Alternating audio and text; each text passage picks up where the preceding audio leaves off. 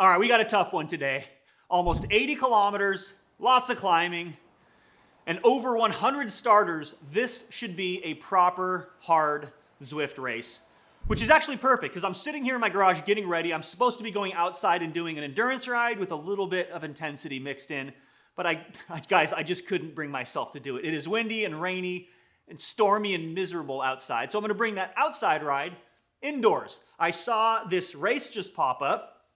Got about 10 minutes to warm up here. Get ready. Wish me luck. I'll certainly need it. All right, tough start here, typical Zwift fashion. We got a lot of racing to go, guys. This is the longest Zwift race I've ever done, 78 kilometers. Like I said, 625 meters of elevation gain, kind of spread out evenly throughout. And you'll notice there's over 100 starters in this race. That's going to definitely affect my strategy coming into it. One other thing I'll mention is there are only lightweight power-ups, these featherweight power-ups. So I kind of like that. It takes away the luck factor of getting good rolls on your power-ups. And obviously, we're going to be trying to save these for the climbs. 6 of them in total over the course of this. God, it's going to be like almost a 2-hour race. And you'll notice that early on, we've already started, because of that fast start, to drop a few of these riders. And look at this right here, guys. Oh, by the way, the camaraderie in this group is amazing. A lot of chatting. But look, I'm like carrying an additional few miles an hour past the front riders, and just like racing in real life, use this opportunity just to step on it a little bit. I'm not going crazy. I'm doing over 500. I'm doing some power here for sure. But I got the gap kind of for free, so I'm just kind of riding now, and I have a little gap, and I'm trying to see just if I can... You know what would be cool if I could get in a breakaway early on in a race like this? And I'm not going to kill myself to try to force the issue. I'm just going to see if there's any other takers.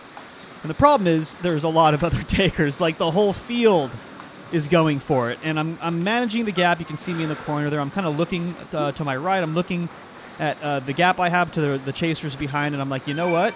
People are motivated. Which kind of makes sense, right? We're 7 minutes into this race. That didn't work. Yeah, so I say that didn't work. And I just kind of shut it down. And I realized that, look, I wanted more separation. And I wanted like a few individuals to jump across. But the whole group... I have 98 people behind chasing or something like that. So I shut it down, fall back into the group. And then things chilled for a while until we got to this first little bump. This isn't even one of the major climbs. This is just a little bump in the road. Things got spicy again. And I tried executing a strategy, again, one that works in real life, which is sagging this climb. So I see in the heads-up display up top that we have a steep little section in the middle. I don't really want to be pushing a crazy amount of watts. Oh, and by the way, I just popped my featherweight power up there.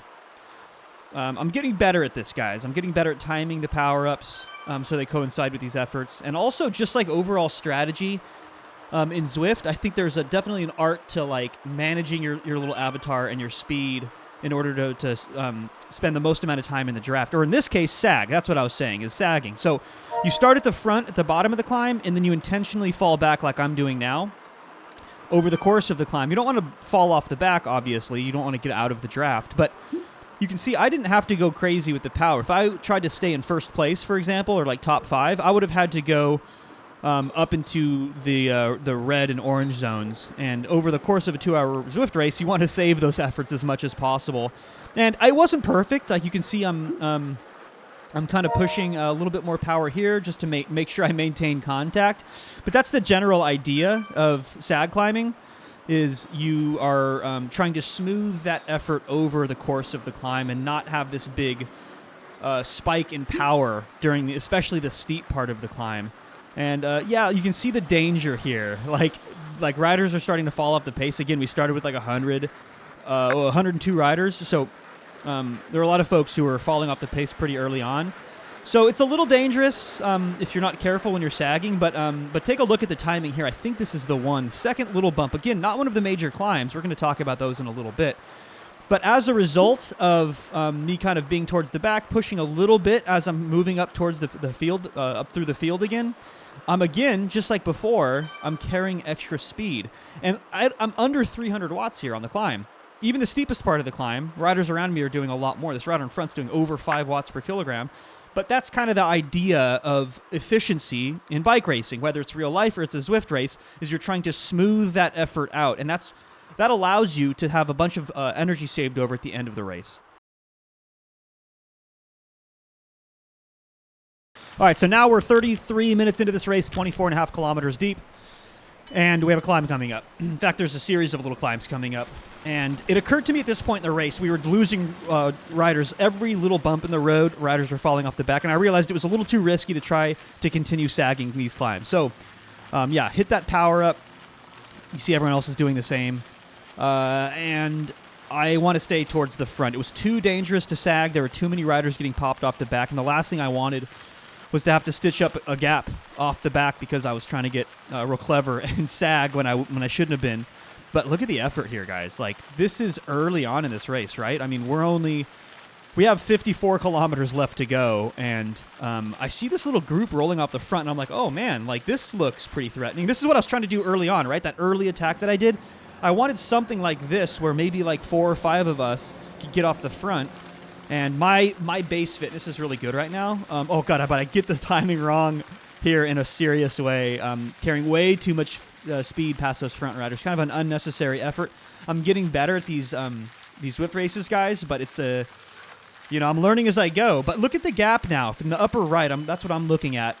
You can see we have a couple of seconds, maybe 3 or 4 seconds to the people behind. Ooh, and I tested out a little super tuck there. You guys taught me in the comments in the last Zwift video that, what was it? You have to be going over 55 kilometers an hour. You have to be on the front, and then if you stop pedaling, you will super tuck. That lasted like 1.5 seconds, but I'm figuring it out, and suddenly we have this little gap. So it's like, oh, maybe my effort there over the top of that climb wasn't wasted. But we have still some motivated people behind. Our field started at 102, and it's probably down to like 50 or 60 now. But there are a lot in that pack behind. Now only 1 second behind us, who are still very motivated to chase us back. So they're going to continue riding. And as we fast forward a little bit, it's like not that long until we're hit with this next climb. And this is where you can do some serious damage. Is these climbs one after another. Because if you had people chase and stitch up that gap, they start to fall off the pace at the start of the next climb, which you can see is maybe starting to happen right now. And this is where things can get real dangerous. So I'm glad I'm in this front group. But we're kind of hurting now. I mean, we didn't really slow down too much in between these two climbs being in this front group. And 164 beats per minute. 400 watts. Pretty long climb here, and I don't have a power up. I guess not many people do unless they save their power up from the last climb. And I'm looking at the damage behind. This is another indication of when to use an effort, when you can maybe save yourself the energy. When you see this long string of riders, right? It's single file, just like in real life. A single file group means it's hard, it's fast, and it's dangerous. When it's a single file line of riders, all it takes is one person to be tired, to decide they just can't hold the wheel, sit in the draft any longer, and then the gap opens up and chaos ensues. And that's what's happening. Look at behind. This was pretty much how the whole day went. I mean, there wasn't really a breakaway per se. It was just attrition. It was just riders falling off the pack, off the pace, kind of in 2s and 3s.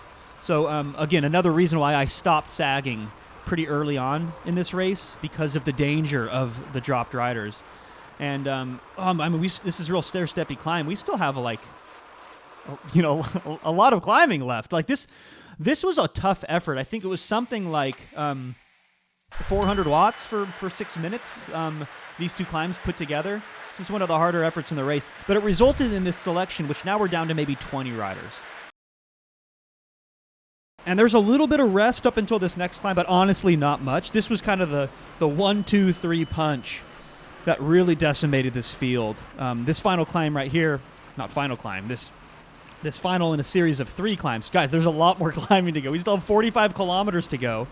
But this sequence of climbs really reduced the field down. This was another tough effort, this one.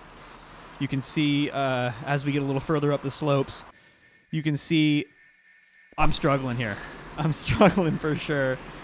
And that's because this was like 5 minutes at around 360, 375 watts, something like that, which is about 5 watts per kilogram, in case you're curious. And yeah, I mean, I wasn't like, heart rate's high. It's 172, 171 beats per minute. I wasn't like thinking I was going to get dropped. I mean, I'm at the front here. I'm at the pointy end, So I'm still feeling confident, but I was thinking, like, if there was, another 5-minute climb here in the next 1 or 2 minutes, I might kind of be in trouble. But for sure, this was the selection that brought the field down even further to this lead group of about 15 riders. Let's fast forward a little bit and see how the rest of this race shakes out. And so this group of 15 or so would go on to contest a finish. We're going to talk about that in a minute. There were some teammates in here that I had to be mindful of, but for the most part, like we were pretty chill until right here. This German racer, C. Grupp, just kind of rolled off the front. And believe it or not, this was like good news for me because there were teammates, like I said, in this group. These guys in purple, GXY, for example. I didn't want like one of them to get away because then there's a teammate who's not going to be doing any chasing. I also didn't want like a group of like 3 or 4 to get away because obviously that's a lot more threatening than just one rider. So this German guy rolling off the front, like, don't get me wrong, it's not a 0, like that's still threatening, but 40 kilometers to go, a lot of climbing, big group of 15 behind. I find it pretty unlikely he's going to roll to the finish. So like I was fine with that single rider. You can see him even drifting back a little bit. The reason I'm drifting back is I don't want to be in a position where I'm going to be next to anybody who's panic chasing. The panic chasing is not good. It's really inefficient, and I just want to make sure that I'm going to sit in the draft for a while. And we're all pretty chill. Like, look, the heart rate's come down, and it looks like maybe there's a panic chaser. He doesn't end up making it. Let's fast forward. I'll show you what happens. All right, so the German Grupp ends up getting 26 seconds. Actually, I think it was a little bit more. You can see there he is, top of the leaderboard. At the base of one of the final climbs here, I think there are like 3 climbs left before the finish line. There's 30 kilometers to go. This is, one of the more significant climbs. It's not very long, but you have to have. We're going to be doing this at close to 400 watts, over 5 watts per kilogram. So they're definitely hard. They're spicy. They're over threshold efforts for me, and you can see the consequence of being out there solo for so long. I mean, he was only out there for, 15 kilometers or something like that. But now he's down to 21 seconds, just like that. His name just flashed at the top of the leaderboard. And his lead just tumbles on this climb. Part of it might be he's just kind of sitting up and waiting to be caught. But in any case, what this allowed for me is a period of stability in the race where there's like predictability. Like Grupp is off the front by himself solo. We're all kind of sharing the load. I took a couple of small pulls, but we're all chill. It's like a 15 versus 1 situation where we let Grupp just sit up there for a while, and he did. He had a healthy gap, but now he's being brought back. Like his lead is just completely tumbled. Look at it. There he is up the road. We can see him now. He was at like a 26-second gap. It seems like 26 seconds ago, but maybe it was like a minute. But he's about to get caught. And now we're all back together. A couple climbs left. Let's see how it shakes out. But honestly, pretty uneventful. Like for the next 15, 20 kilometers, we stayed together. And sure, it was the climbs were really hard. Don't get me wrong. We were still shedding riders a couple at a time. But truth is, I was expecting it to get a lot spicier. You can see here, I am in good position. I'm staying towards the front. I don't want to get caught behind a split. And here I'm even saving one of my power-ups. It turns out I should have used it for sure because we finished climbing and I still have this power up, so could have done better with that. But point is I was pleasantly surprised that I wasn't dropped on one of these final climbs. Things were chill, and that leads us into the final few kilometers. And this dude, Stefan Stransky, Czech guy, inexplicably takes the front for like the last 15 kilometers of this race and just smashes you guys. I don't understand. I'm not unhappy. Like, trust me, if this were my teammate, this is exactly what I would have him do. 400, I peeped his Strava because I was impressed. This is an impressive move. Strategically, it doesn't make any sense whatsoever, but it's an impressive effort. The end of this pretty hard-fought race, he did 456 watts of normalized power for nearly 20 minutes. And just sitting at the front smashing. All of us, slightly downhill, mind you, all of us in his draft. So the reason this is good for me as a sprinter is that, as you can see on the screen right now, we've obviously sped this up. I am just benefiting from this draft. What this does is this neutralizes any attacks that might come. Like I said from the beginning, I was worried about these couple of guys in these purple jerseys 1-2ing us to death. But Stefan here, cheers, buddy, he is going so hard, he is eliminating this threat of counterattack. So this is fantastic news for me. Again, I don't know why he's doing it, but that brings us into the final 4 kilometers. And the thing that I feared was going to happen begins to happen. Do you guys see the threat here? Pop quiz. What's the threat here? We have Stefan on the front doing an ungodly amount of power, followed by one of the riders in the purple jersey, followed by another rider. And now when this other guy goes, this is DC Velo rider. Oh, no. That's Grupp from before. When Grupp goes across, I'm like, no. We can't have that. So I'm going to jump into the draft here of the Felt Matthias Canadian rider. Not do a really good job, but like I just have to close that down. And these are efforts. They don't seem like much. But this deep into the race, hour 45 minutes into this race, I don't want to be doing any efforts. I want to save as much energy as I possibly can for the sprint. But that looks so threatening. And again, just Stransky on the front, smashing away. We just have to hold the gap because what happened earlier when I had to make that effort is somebody just let the wheel drop. So the name of the game now is to make sure it stays together first and foremost for a field sprint. And then priority number 2 is save as much energy in the process as possible. Let's talk about positioning because we're 2.5 kilometers to go. This race is going to be over in, 3 minutes?